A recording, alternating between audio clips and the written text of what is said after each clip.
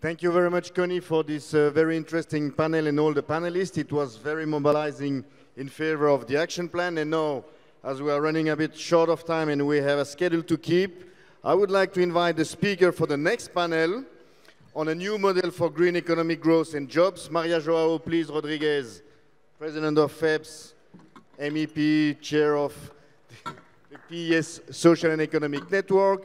Also, Pierre Moscovici, Commissioner for Taxation and Economic Affairs. Also, Elio Di Rupo, leader of PES Belgium. Kern, Chancellor of Austria. Thank you, Christian.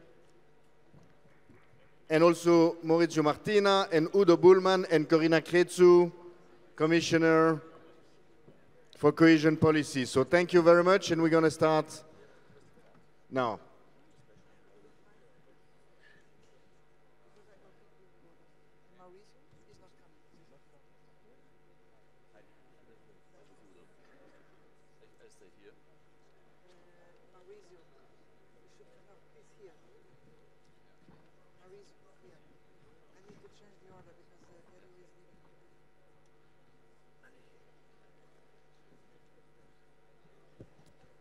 Very well. So let's start in a kind of impossible mission, because I was informed that our panel should be over before noon.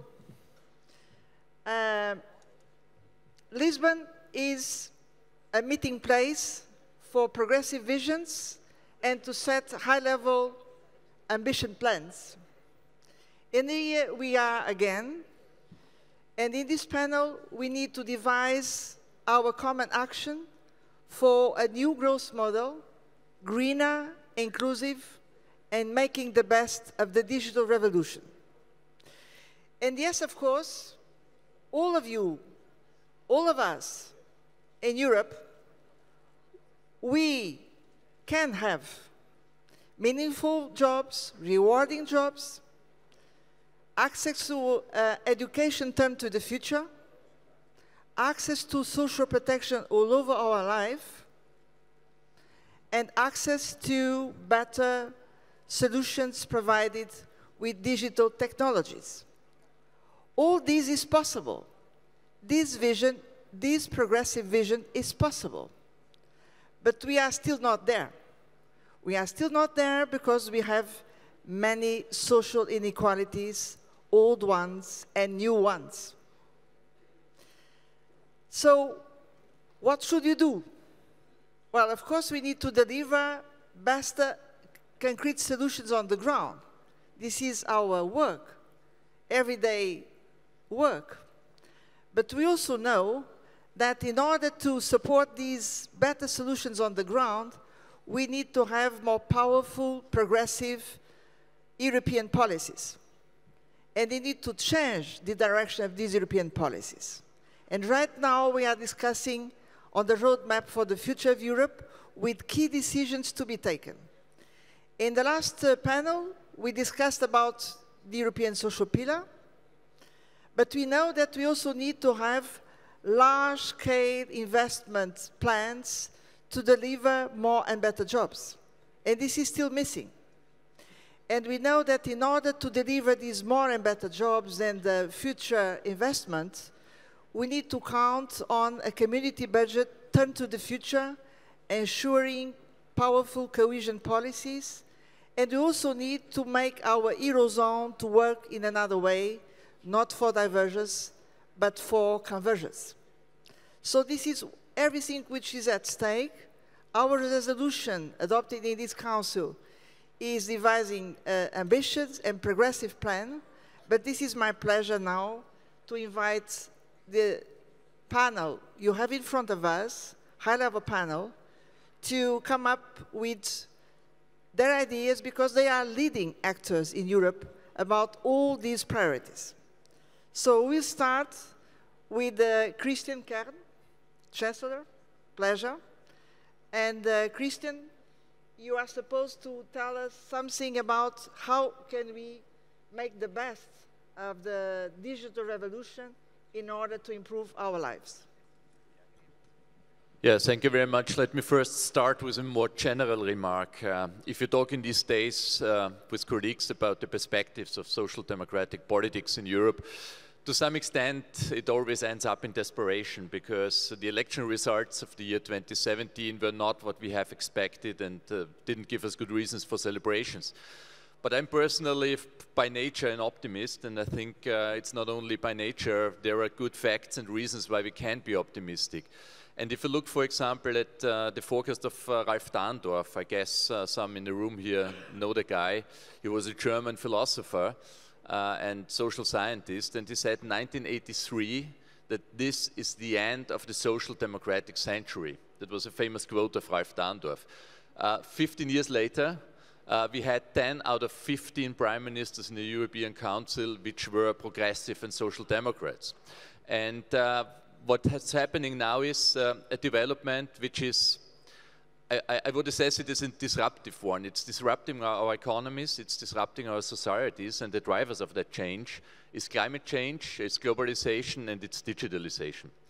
And if you look at the scenario from now on, I'm totally convinced that this pace is just accelerating. So we can't unwind the cooperation of the global economies. It's not possible to lock technology in a box and lock it up in a garret or so. So what we need is a progressive strategy dealing with these issues. And my takeaway is, and that's really something which is highly required from our social democratic point of view, that we are the ones who could deliver the answers to these challenges. And I'm convinced, because what we have done when we have been successful is developing a strategy to create welfare, and not only to talk about the distribution and allocation of welfare.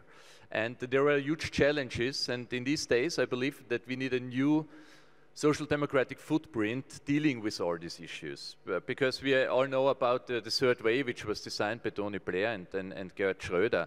And what we have seen now is, on the other hand, an economy which is totally dependent on public interventions. And so, which is the opposite of what our colleagues have developed in the late 90s. And what I believe is that we have to adapt our political approach similar to what the strategy of the big corporates is. Because if you look at the success model of the most valuable company in the world, which is Apple, you will see that this success is based on public funding and a lot of public support. Steve Jobs was a genius, for sure, but the touch display was invented by a public university. Internet, GPS were public innovations. And also the Siri system was invented by a public institution. So without public support, without public funding, without the public taking the risks, the huge risks of such undertakings, Apple wouldn't exist today. And I think this could be a good role model also for the adaptation of our political approach between neoliberalism and the state economy. And what we really need is more design, is more active intervention. And the challenges which we have to deal for are the good reasons why I'm so optimistic that we can be successful and we can successfully deal with all these challenges. And just want to have just 3 or 4 remarks to that. First one is digitalization, as you mentioned. Of course, it's a huge challenge for us because it's changing our societies, it's changing the models how we are creating value in our countries, and it's changing totally the financing of our welfare system. It's changing the way how we are going to work. And what is going to happen is the biggest reallocation of welfare in the history of man, I'm totally convinced. Unfortunately, it's going from the bottom to the top, and so therefore it's required to have a social democratic politics approach to stop that and to make it to a success for everybody, and not just for a few people. And doing so, I think it's absolutely important that we develop a social democratic strategy for more innovation, for more investment in public infrastructure, and also for education. Digitalization is also interesting for us from another point of view, because if you look at the development of the big corporates like Amazon, Google, Facebook, for example, you see that these are really powerful actors in the political scenery as well. And my personal conviction is that these companies are really a threat to our economies and to our democratic systems. So what we have to do also is to design an approach how we can curb the influence and curb the political power of these institutions. And I guess it's going to be an European answer. This is not coming from the United States. Another challenge, for example, inequality, which is connected to this digitalization challenge. If IMF has stated that growing inequality is a threat for the stability of our economies and also is reducing the base of economic growth. And so it's again, we social democrats who will be able to deliver the answers. And there are many other issues which could give us huge opportunities, which could give us real challenges and could give us a new social democratic successful narrative, and just want to mention climate change, globalization, trade agreements and so on. But for all of this, and that's a summary of my statement, we have to think out of the box and discuss perspectives, how we can deal with the changes and how we can create a strategy which makes our society successful and gives us answers to the question, how can we create welfare and then allocate the welfare to the people who need it? Thanks. Many thanks for this very inspiring vision and willing to work with you to advance this agenda, this powerful agenda, to shape the potential of all the new trends coming. Very well, now we will proceed with our good friend Elio de Rupo, the leader of the Socialist Party in Belgium. Et je vais changer vers le français. Elio, aussi ancien Premier ministre, quelqu'un qui a porté vraiment nos valeurs, nos priorités au cœur du Conseil européen. On le sait très bien et on est très gratifié à cause de ça.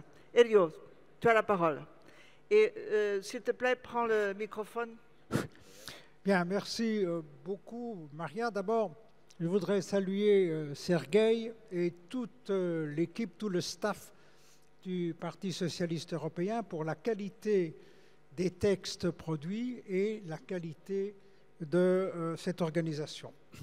Quand on parle d'emploi au niveau de l'Union, il faut savoir de quel emploi on parle.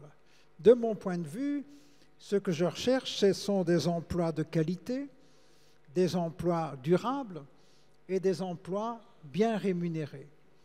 Et bien entendu, c'est très compliqué parce qu'aujourd'hui, il y a des multitudes d'emplois très précaires, tu l'as indiqué, et avec des rémunérations extrêmement médiocres. Alors, quelques indications. Dans mon pays, on a eu, il y a juste une dizaine de jours, un important congrès.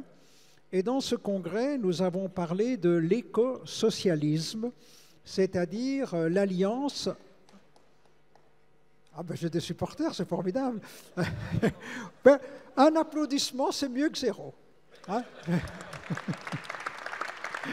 Et donc, je disais, nous cheminons vers l'écosocialisme, c'est-à-dire l'alliance de la préoccupation écologique et la préoccupation sociale et bien entendu économique. Et nous avions indiqué à titre de référence qu'il faudrait au niveau de l'Union européenne qu'on débloque 1000 milliards d'euros pour le climat et l'emploi, parce que nous pensons que la transition écologique est un creuset extraordinaire d'emplois et absolument un domaine absolument indispensable pour nous, que ce soit la diminution du gaz à effet de serre, les économies dans les bâtiments, la mobilité, j'en dirai un mot dans un instant. Et donc, la transition écologique, l'écosocialisme, c'est un vrai domaine, un vrai champ d'investigation pour l'emploi. Puis il y a la recherche et le développement. Déjà aujourd'hui, il y a une politique qui est une politique ambitieuse au niveau européen, conduite par la Commission. Je pense qu'il faut aller plus loin.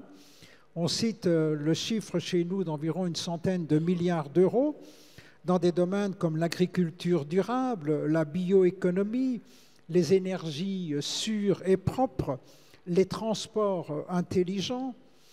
Alors il y a le troisième domaine dont on parle beaucoup, bien sûr, qui est la révolution numérique.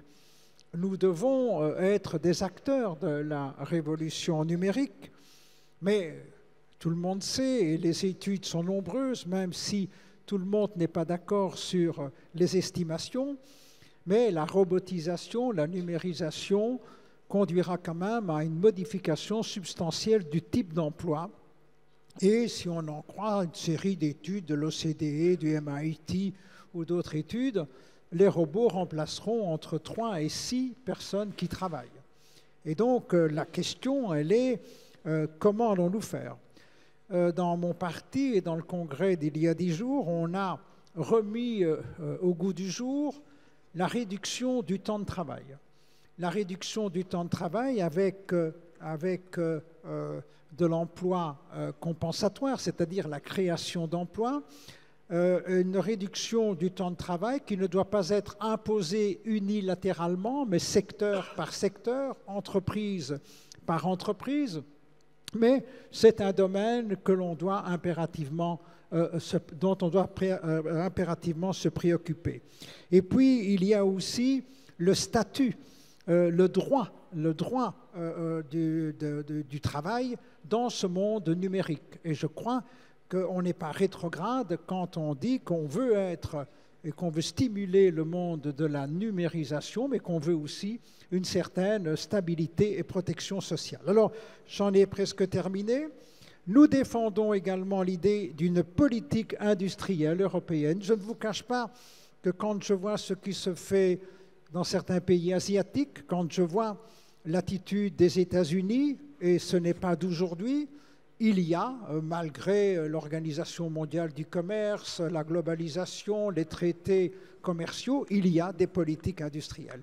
Et j'ai le sentiment que du côté européen, on est très frileux à cet égard. Et dans les politiques industrielles, au risque de choquer, je pense que la politique industrielle de la défense est pour nous un domaine extrêmement important. Vous savez, on parle beaucoup de Trump, mais déjà avec Obama, que j'ai quand même bien connu, Obama avait indiqué à maintes reprises aux Européens qu'il devait accomplir des efforts militaires supplémentaires, notamment dans le cadre de l'OTAN. Aujourd'hui, on se rend compte que l'Europe, pour des raisons géopolitiques, doit avancer dans le domaine de l'Europe de la défense. Et c'est un sujet d'ailleurs repris par Sergueï et toute l'équipe du PSE. Et moi, personnellement, je crois qu'on doit faire confiance à nos technologies, à nos capacités européennes. Nous avons vraiment tout en Europe pour pouvoir être une puissance. Et ce n'est pas contre l'OTAN, mais c'est en interaction avec l'OTAN. Mais on ne doit pas, d'une manière systématique, avoir les yeux doux vis-à-vis du matériel américain. Nous avons du matériel européen, mais quand on parle de matériel européen, bien entendu, c'est énormément d'investissements et d'emplois. Et enfin, je plaide pour un salaire minimum européen, commencer par 60% du salaire médian dans chaque pays, et puis une harmonisation vers le haut. Alors certains à droite disent c'est impossible. Il y a pas si longtemps, aux États-Unis, dans les fast-food, on payait 7,5 $ l'heure. Et puis, il y a eu une grève, un mouvement très important des syndicats, et aujourd'hui, on les paye 15 $ l'heure. Nous, en Belgique, on voudrait faire monter le salaire minimum, qui est aujourd'hui aux environs de 7,5-8 à 14 €.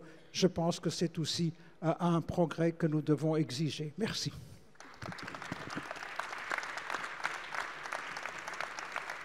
Merci bien. Maurizio, voilà une très belle démonstration encore de ta puissance créative. Tu ne cesses pas de nous étonner, mais tu dois poursuivre et on va travailler ensemble. Au plaisir. Now we go on with Maurizio Martina. It's a pleasure, Maurizio, to have you with us. You are coming from Italy, our Partito Democratico, Minister of Agriculture, but bringing a larger reflection on how can we make the best of the Sustainable Development Goals agenda, because this is an agenda for all the countries in the world. So, Maurizio, what can you tell us about this? Grazie, intanto io voglio ringraziarvi di cuore per questa occasione, ringraziare il Partito Socialista Europeo e tutti voi, ovviamente salutare e ringraziare di cuore per questa ospitalità a Lisbona. Io in poche battute vorrei dirvi che penso che una delle grandi discriminanti che giocheremo nel futuro fra noi e la destra in Europa si rivelerà sempre di più attorno alla grande sfida di essere protagonisti principali della svolta ecologica del modello di sviluppo europeo. Io credo che noi non possiamo nemmeno più parlare di economia verde, dobbiamo davvero provare a definire un'idea di società verde che nell'Europa in particolare deve trovare la sua leadership, anche rispetto ai grandi obiettivi, ai nuovi obiettivi di sviluppo sostenibile che abbiamo tutti contribuito a definire poco tempo fa. Credo che una delle grandi discriminanti tra il campo socialista e democratico in Europa e il resto delle famiglie, e in particolare i populisti che stanno altrove, si misurerà attorno alla capacità di dettare l'agenda del cambiamento, attorno all'idea della società verde come società più equa, più solidale, più responsabile. Credo che attorno a questo si possano definire anche gli obiettivi di nuova occupazione che venivano giustamente richiamati qui. Noi siamo di fronte a un cambiamento epocale, soprattutto in Europa. Fino a poco tempo fa sostenibilità e competitività sembravano prendere strade differenti. Oggi non si è competitivi se non si è sostenibili. Questo cambia tutto e consente in particolare a noi, ai progressisti, ai socialisti, ai democratici, di essere protagonisti di un cambiamento sociale, non solo economico. Noi l'abbiamo cercato di interpretare in Italia in questi anni, quando ad esempio, avendo preso un paese con meno 1 milione di posti di lavoro durante la crisi economica e sociale di questi anni, abbiamo riportato a 900.000 nuovi posti di lavoro il paese, e dentro questi 900.000 nuovi posti di lavoro ci sono un sacco di nuovi lavori sostenibili, verdi, che hanno a che vedere con l'agricoltura, l'alimentazione e l'ambiente. Sono 3A fondamentali per il futuro dell'Europa: agricoltura, alimentazione e ambiente. Io penso che una parte importante anche del confronto politico che noi avremo in futuro in Europa verso i nostri avversari si misurerà sulla nostra capacità di organizzare delle risposte nuove attorno a queste 3A.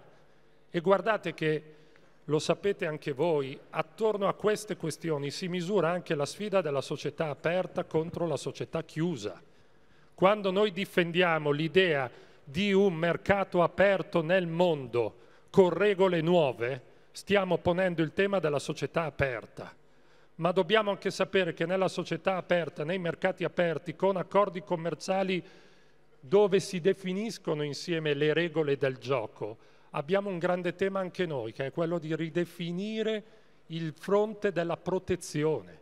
Io combatto ogni giorno in Italia insieme ai miei colleghi perché si dica sì agli accordi commerciali, no alle barriere, no ai dazi, no al ritorno di un protezionismo fuori tempo. Ma so anche che per dire sì a mercati aperti e ad accordi commerciali devo poter avere nuovi strumenti di protezione dell'agricoltore, dell'allevatore, del consumatore. C'è un gigantesco tema nuovo per noi, è l'ingresso sulla scena di cittadini consapevoli di ciò che mangiano, cittadini che vogliono sapere di più di quello che mangiano, di come si produce, di come si consuma. E questa è l'agenda dei socialisti, questa è l'agenda dei democratici, questa è l'agenda dei progressisti. Io chiedo una spinta in più su questi temi, perché mi pare che attorno a questi temi noi possiamo trovare anche quelle idee forti, riconoscibili, che rendono evidente la differenza tra noi e i populisti, tra noi e la destra. Quando l'abbiamo fatto, nel caso italiano è capitato per fortuna di farlo in questi anni, in tante situazioni. Abbiamo raccolto l'interesse, l'attenzione di tanti cittadini, abbiamo anche ridefinito un tratto della nostra identità, quindi il mio umile consiglio è di continuare a insistere su questi temi. Noi lo faremo anche perché, come sapete, tra qualche mese andremo al voto in Italia e abbiamo bisogno, attorno a questi temi e non solo, di organizzare un campo di forze unito. La parola chiave per noi continua ad essere l'unità delle forze democratiche e progressiste in alternativa agli estremismi della destra e agli estremisti populisti. Vorrei che anche da qui voi ci poteste dare una spinta importante. Grazie. Maurizio, many thanks for bringing to us these very progressive views from Partito Democratico. We are all now looking for Italy, for your victory in Italy, and let me also underline that your vision is also very inspiring for us to prepare the next common agriculture policy, a big issue for us also. So many thanks again. And now let me move to Udo Bullmann, our Vice President for Economic and Social Affairs in S&D Group, member of SPD Bureau. Everybody is also looking to Germany now. And Udo, what can you tell us? Well, let's start first of all with the topic. The topic is how can we do better coherence? How can we boost the economy all over Europe? What went wrong in the past? And where are our tools? Theoretically, friends, the issue is easy. Once you have an internal market of around about 500 million people, and the given economic situation is that you have a divergence in productivity, a divergence in economic strength, you have to do something about it. And there is no system that doesn't know any form of equalization of economic strength. If you are in one Eurozone, if you have one currency, you even have to do more. So what can you do? Theoretically, it's permanently easy. You can have a big budget. You can have, for instance, a joint unemployment insurance. You could do safe assets, which you then issue jointly. You can have a system of fiscal equalization between the regions and countries, as you have normally in federal states, as in Germany. So theoretically, the job is already done. But question mark, why do we tend to permanently lose this kind of debate? Why is it so difficult to implement smart solutions for the Eurozone as well as for the European Union? My guess is, comrades, that this is due to the fact that the conservatives successfully were able to frame the question. What they do is, they go to Sweden, and in Sweden they ask ordinary people, hey man, what do you think about reshuffling your money to the south of Italy? Ordinary man tells them, no, are you crazy? And immediately we shy away from this kind of debate. Same happens in Germany, in the Netherlands, perhaps also in Austria sometimes. So, why do we allow them to lead this kind of discussion, which also impacts in our internal recall what we did yesterday in this room. Was it easy to discuss about a big budget in the European? It was extremely difficult. So we have, of course, we react to this kind of political atmosphere in our member states itself. Why don't we turn the question around? I learned a lot this morning when we in the S&D Bureau of our parliamentary group were listening to our good friend Ricardo Mourinho Felix.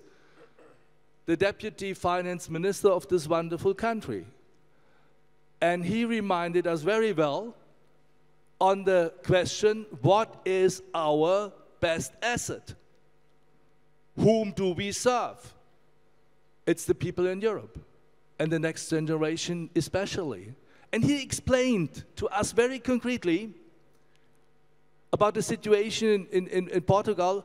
Who are the early school leavers, for instance? Who is the early school leaver? The early school leaver is typically, my guess is not only in Portugal, but also in the other countries, son or daughter of a family where one of the parents lost the job during the last crisis. So you are immediately in the core of the problem. If we want to get Europe on the right track, we have to use our best assets. We have to serve the people. How do we do it? Can we accept half of the next generation be unemployed or early school leaving in the south? No, we cannot accept. If you ask the people, the ordinary people in Sweden, in the Netherlands, in Germany, and in Austria, would you like to accept that the next generation goes nuts in the south of Europe or in Central Europe because we do not invest in their education, we do not invest in the next generation of good jobs? Ordinary man says, ordinary woman says, no, no, this is unacceptable. So let us start to reframe the question. We have to readdress the issue. We have to readdress the problem and then explain why we have to do something about this. This is crucial for our political debate and I guess also for our political strategy up-running to the next election in Europe.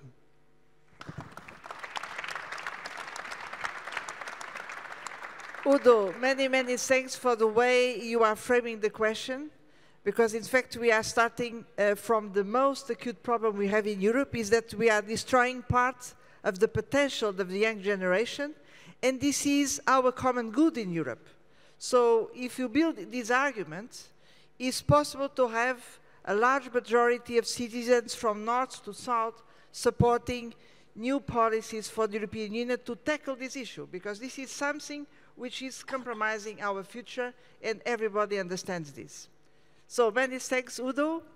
Let's go on working together in the different fronts.